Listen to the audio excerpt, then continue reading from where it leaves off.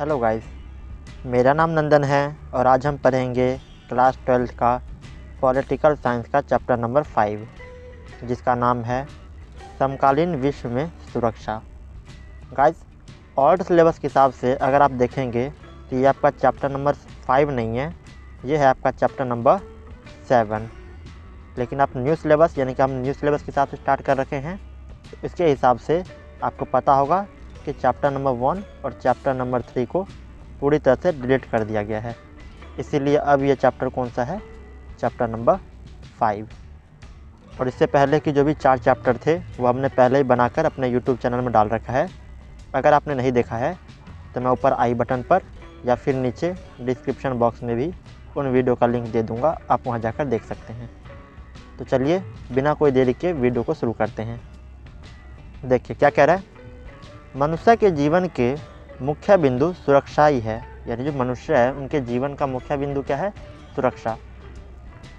अपने नागरिकों को सुरक्षा के विषय पर विश्व के लगभग सभी देशों की चिंता एक समान है। यानी कि हर देश को एक चिंता है, और वो चिंता क्या है कि अपने नागरिकों को सुरक्षा के विषय पर कैसे समझाया जाए। आगे देखिए क्या कह रहा है, सुरक्षा का अर्थ है मानव जीवन में व्याप्त खतरों को दूर करना ताकि मनुष्य शांतिपूर्ण जीवन यापन कर सके। यानी सामान्य भाषा में सुरक्षा का अर्थ क्या होता है कि मानव जीवन में से खतरे का जो डर है उसको दूर करना, ताकि एक इंसान, एक मनुष्य शांतिपूर्ण जीवन यापन कर सके। चलिए आगे देखते हैं। देखिए अगला पॉइंट क्या है हमारा, बाहरी सुरक्षा की पारंपरिक अवधारणा। देखिए सुरक्षा 2 तरह की होती है। एक, जब हमें खतरा बाहरी देश वालों से हो, यानी कि हमारे सीमा से बाहरी जो बगल के देश है उनसे हमें कोई खतरा हो, तो उसे हम कहते हैं बाहरी सुरक्षा। एक वो होता है जब हमें अपने ही देश के अंदर अपने ही देश के नागरिकों से खतरा हो, यानी किसी ने आंदोलन कर दिया या किसी तरह की कोई हत्या हो गई, तो इसे हम क्या कहते हैं, आंतरिक खतरा। अब देखिए बाहरी खतरा यानी कि बाहरी सुरक्षा कैसे हम कर सकते हैं अपने आप को। देखिए क्या कह रहे हैं, किसी दूसरे मुल्क द्वारा सैन्य हमले की धमकी से संप्रभुता, स्वतंत्रता और क्षेत्रीय अखंडता से केंद्र के लिए खतरा पैदा करना। यानी किसी दूसरे मुल्क द्वारा सैन्य हमले की धमकी से संप्रभुता, स्वतंत्रता, क्षेत्रीय अखंडता, इन सब चीज़ों खतरा अगर हमें होता है तो हम क्या कहते हैं, यह हमारा बाहरी खतरा है। ठीक है, आगे देखिए, सुरक्षा नीति का संबंध युद्ध की आशंका को रोकने में होता है, जिसे अपरोध कहा जाता है। यानी जो सुरक्षा नीतियाँ होती है उनका संबंध डायरेक्टली कहाँ होता है, उनका संबंध होता है युद्ध को रोकने में, यानी कि युद्ध ना हो और बातचीत से ही मामला को शांत कर दें। उसे हम क्या कहते हैं, उसे हम कहते हैं अपरोध। और गाइस शॉर्ट फॉर्म में कई बार पूछ ले जाता है कि अपरोध क्या है, तो आप एक बार और देख लीजिए। अपरोध क्या होता है, सुरक्षा नीति के संबंध में युद्ध की आशंका को रोकने में होता है, जिसे अपरोध कहा जाता है। आशा करता हूँ आपको समझ आ गया होगा। चलिए आगे देखते हैं। देखिए आगे क्या कह रहा है, देश शक्ति संतुलन अपने पक्ष में रखने के लिए सैन्य शक्ति के साथ आर्थिक एवं प्रौद्योगिक ताकत बढ़ाने में लगे रहते हैं। यानी कि क्या होता है कि जब हमें कोई बाहरी देश से अपने देश को खतरा हो तो क्या करते हैं कि हम अपने सैनिक को, यानी कि सैनिक शक्ति की इतना हम कर लेते हैं ताकि जितना इनके पास है उतना ही हमारे पास भी हो। और दूसरा, आर्थिक पैसों के मामले में भी दोनों देश आपस में कोशिश करते हैं कि हम बराबर रहें, और प्रौद्योगिक यानी कि टेक्नोलॉजी के मामले में भी दोनों इक्वल होने की कोशिश करता है, ताकि जो युद्ध है वह बराबर का हो। और जब बराबर होते हैं दोनों तो युद्ध होने की चांस कम हो जाता है। क्यों? क्योंकि दोनों को पता होता है कि जितना मैं उनको नुकसान पहुंचा सकता हूं उतना ही वह भी मुझे नुकसान पहुंचा सकता है। और इसी कारण यूएस और यूएसएसआर के बीच में केवल शीत युद्ध चला, लेकिन कभी भी ये दोनों देश आपस में आमने सामने आकर युद्ध नहीं किया। चलिए आगे देखते हैं।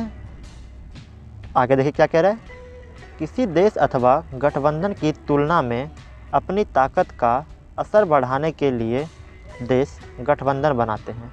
यानी कि हम अपनी पावर्स को बढ़ाने के लिए क्या करते हैं, गठबंधन करते हैं। गठबंधन राष्ट्रीय हित पर आधारित होता है। यानी जो गठबंधन होता है, ग्रुप्स होते हैं, वह राष्ट्रीय हित पर आधारित होता है। यानी कि उस गठबंधन में शामिल जितने भी देश हैं वह सब एक साथ रहते हैं। तो इसीलिए हम क्या करते हैं, गठबंधन का निर्माण करते हैं। राष्ट्रीय हित बदलने पर गठबंधन भी बदल जाते हैं। यानी राष्ट्र के हित में अगर कोई काम हो रहा है, अगर राष्ट्र हित बदलें तो गठबंधन भी बदल जाता है। और हाँ, गठबंधन जो काम करता है वह केवल राष्ट्र के हित में ही काम करते हैं। आगे देखिए क्या कह रहे हैं, सुरक्षा के पारंपरिक तरीके हैं निशस्त्रीकरण, अस्त्र नियंत्रण तथा विकास की बहाली। यानी जो सुरक्षा है उसके पारंपरिक तरीके क्या क्या होते हैं, वह होता है निशस्त्रीकरण, अस्त्र नियंत्रण तथा विश्वास की बहाली। ये सब क्या है, सुरक्षा के पारंपरिक तरीके हैं। चलिए आगे देखते हैं। आगे देखिए क्या कह रहा है, पारंपरिक सुरक्षा की आंतरिक अवधारणा के अंतर्गत देश के अंदर आंतरिक शांति और कानून व्यवस्था आती है। यानी कि मैंने अभी आपको बताया था कि आंतरिक सुरक्षा क्या होता है, जब किसी देश को अपने ही नागरिक से खतरा पैदा हो जाए तो उसे हम क्या कहते हैं, आंतरिक खतरे। वही यहाँ बता रहे हैं कि सुरक्षा की आंतरिक अवधारणा कौन सी है, जब देश के अंदर आंतरिक शक्ति और कानून व्यवस्था आती है उसे हम क्या कहते हैं, आंतरिक सुरक्षा। आगे देखिए, एशिया एवं अफ्रीका के नव स्वतंत्र देशों के सामने आंतरिक सैन्य संघर्ष, अलगाववादी आंदोलन और गृह युद्ध की समस्याएं रही है। यानी जो एशिया और अफ्रीका के नए जो अभी जो स्वतंत्र हुए देश, उन देशों के सामने कौन कौन सी समस्या आई है, वह आई है सैन्य संघर्ष, अलगाववादी आंदोलन और गृह युद्ध को लेकर। चलिए आगे देखते हैं। सुरक्षा की अपारंपरिक धारणा सैन्य खतरे के साथ साथ मानव अस्तित्व पर आने वाले खतरे से संबंध है। यानी सुरक्षा की जो अपारंपरिक धारणा है वह क्या है, वह सैन्य खतरे के साथ साथ मानव के अस्तित्व पर भी एक खतरा बना हुआ है। ठीक है, वह मानव के अस्तित्व के खतरे से ही संबंध रखता है। चलिए आगे देखते हैं। आगे देखिए क्या कह रहे हैं, सुरक्षा की अपारंपरिक धारणा के अंतर्गत मानवीय अस्तित्व पर चोट करने वाला व्यापक खतरे और आशंकाओं को शामिल किया जाता है। यानी कि क्या होता है कि अपारंपरिक सुरक्षा की जो अवधारणा है उसके अंतर्गत क्या कह रहे हैं कि मानवीय अस्तित्व पर चोट करने वाले व्यापक खतरे पर आशंकाओं को शामिल किया जाता है। यानी ऐसे खतरे जो मानवता के अस्तित्व को ही मिटाने वाले काम करते हो, उन्हें हम क्या कहते हैं, अपारंपरिक खतरा। चलिए आगे देखते हैं। जैसे एग्जाम्पल्स में क्या लिया है, अकाल पड़ जाना, महामारी आना, वैश्विक ताप में वृद्धि और आतंकवाद। ठीक है, ये सब क्या है कि ये अपारंपरिक धारणा के उदाहरण हैं। चलिए आगे देखते हैं। सुरक्षा की अपारंपरिक धारणा के दो पक्ष हैं। पहला मानवता की सुरक्षा और दूसरा विश्व सुरक्षा। यानी जो हमारा सुरक्षा का अपारंपरिक धारणा है वह दो टाइप से हैं। पहला क्या है, मानवता की सुरक्षा और दूसरा विश्व सुरक्षा। चलिए आगे देखते हैं। देखिए आगे क्या कह रहे हैं, सुरक्षा की अपारंपरिक धारणा के अंतर्गत विश्व की सुरक्षा के समक्ष प्रमुख खतरे हैं। यानी कौन कौन से खतरे हैं विश्व के सामने। पहला है हमारा आतंकवाद, मानव अधिकार, वैश्विक निर्धनता, शरणार्थियों की समस्याएं और कुछ बीमारियां जैसे एड्स, बर्ड फ्लू एवं सार्स, जिसका पूरा नाम क्या है, सीवियर एक्यूट रेस्पिरेटरी सिंड्रोम, जिसको शॉर्टकट हम क्या कहते हैं, SARS, यानी कि सार्स। यह एक बीमारी है जो वैश्विक स्तर पर बहुत बड़ी एक खतरे के रूप में उभरे हैं। चलिए आगे देखते हैं। देखिए आगे क्या है।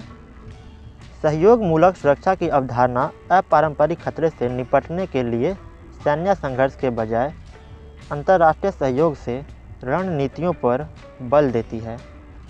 अंतिम उपाय में बल प्रयोग किया जा सकता है। यानी कि क्या कह रहा है कि सुरक्षा की अवधारणा है उसमें हम सैन्य संघर्ष करने से पहले अंतर्राष्ट्रीय सहयोग की मदद से एक रणनीति तैयार करते हैं, जिससे कि क्या हो कि हम किसी खतरे से निपटने के बारे में अच्छे से अच्छे एक रणनीति बना सकें और उन खतरे से निपटा जा सके। हम पूरी कोशिश करते हैं कि दो देशों के बीच सैन्य संघर्ष ना हो, लेकिन इसके बावजूद भी अगर मामला शांत ना हो तो हमारा अंतिम उपाय क्या होता है कि बल प्रयोग करें। चलिए आगे देखते हैं। इसमें विभिन्न देशों के अतिरिक्त अंतर्राष्ट्रीय संगठन, स्वयंसेवी संगठन, व्यावसायिक संगठन व प्रसिद्ध हस्तियां शामिल हो सकती है।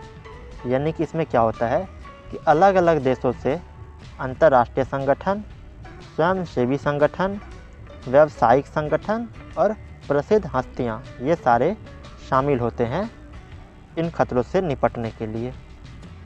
और देखिए यहाँ पे कुछ नाम भी दिए गए हैं, जैसे कि क्या है अंतर्राष्ट्रीय संगठन यानी कि UNO और WB। दूसरा क्या था स्वयंसेवी संगठन जैसे कि रेड क्रॉस, एमनेस्टी इंटरनेशनल आदि। और तीसरा क्या था व्यावसायिक संगठन यानी कि नेल्सन मंडेला और मदर टेरेसा जैसे लोग। आशा करता हूँ आपको समझ आ गया होगा। चलिए आगे देखते हैं। देखिए अगला क्या है भारत की सुरक्षा नीति के 4 घटक। यानी जो भारत की सुरक्षा नीति है उनके 4 घटक कौन कौन से हैं। देखिए क्या बताया, सैन्य क्षमता को मजबूत करना, यानी भारत अपना सैन्य को बढ़ाना चाहता है, उनको मजबूत करना चाहता है। दूसरा अंतर्राष्ट्रीय संस्था को मजबूत करना, भारत अलग अलग संस्थाओं में जुड़ते जा रहे हैं ताकि भारत का अंतर्राष्ट्रीय संबंध भी मजबूत बना रहे। तीसरा अंदरूनी सुरक्षा, यानी कि भारत अपने देश के अंदर जो अंदरूनी सुरक्षा है जैसे सैन्य बढ़ाना, सैन्यों को टेक्नोलॉजी के मामले में अच्छे अच्छे हथियार प्रोवाइड करवाना, इन मामलों में भी भारत अपने आप को मजबूत कर रहा है। और चौथा क्या है आर्थिक विकास। आपको पता होगा कि भारत का जो इकोनॉमिक प्लान है वो क्या है कि भारत 5 ट्रिलियन US$ इकट्ठा कर ले, यानी कि भारत अपने आप को आर्थिक रूप से विकास करने की कोशिश कर रहा है। चलिए आगे देखते हैं। देखिए अगला और लास्ट पॉइंट हमारा क्या है आतंकवाद। गाइस ये आतंकवाद का जो पॉइंट है ये भी आपके लिए काफ़ी ज़्यादा इम्पोर्टेंट है।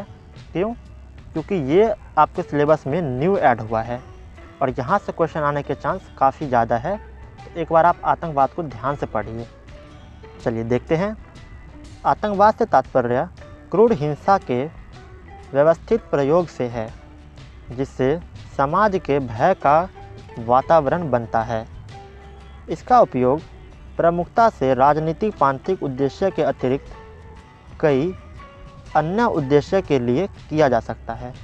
यानी जो आतंकवाद है, आतंकवाद क्या होता है कि क्रूरता से यानी कि डरा धमकाकर समाज में भय का वातावरण उत्पन्न करना आतंकवाद का एक उद्देश्य होता है।